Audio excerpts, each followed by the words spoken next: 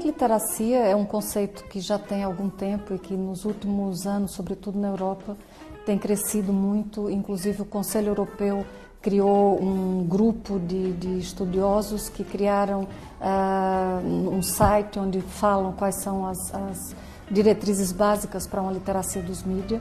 É essencial por quê? Porque a literacia, no fundo, é uma fase, digamos, mais avançada do próprio processo de alfabetização.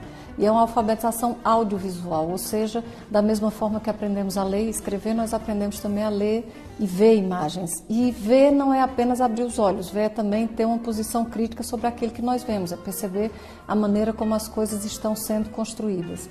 E como nós vivemos cada vez mais mergulhados no universo de ecrãs, de telas por todos os lados, quanto mais nós tivermos elementos que nos ajudem a descodificar essas imagens, melhor preparados estaremos para receber, de certa forma, o mundo que nos entra através desses meios.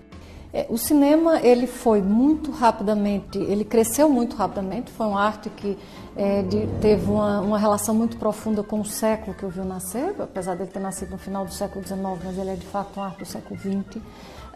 E ele foi algo que cresceu de uma maneira absolutamente acelerada.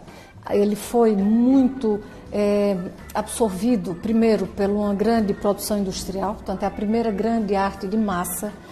Não havia nada comparável com o cinema antes do surgimento do cinema, não havia nada que fosse tão partilhável como o cinema foi, e ele conseguiu ir buscar o ritmo, a música, o espaço, a arquitetura, a ideia de composição, a pintura, a própria ideia de teatralidade, a narração, o drama. Aliás, até hoje, o grande cinema hollywoodiano, ele é feito, a construção do argumento desse cinema é baseado na poética de Aristóteles, que foi usada durante séculos dentro da própria narrativa, e que ele vai buscar, por exemplo, a narrativa do cinema, que continua hoje ainda a ser dominante, é a narrativa que veio da literatura do século XIX.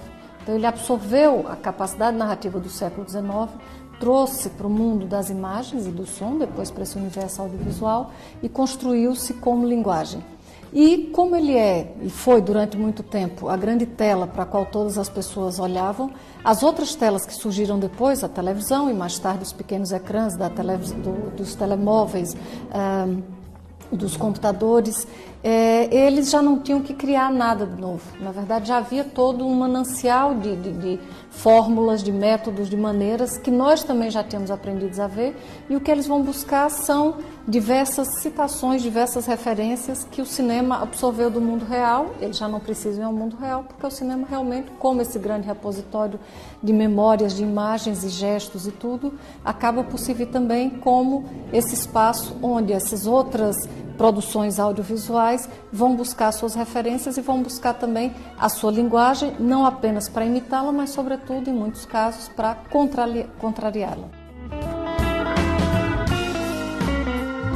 Há várias metodologias. Eu, no fundo, trabalho muito com cruzamento, até porque faz parte da minha própria formação. Trabalho com cruzamento entre as artes visuais, a pintura e as artes mais tradicionais, digamos assim, a fotografia e o cinema, e também os novos meios digitais.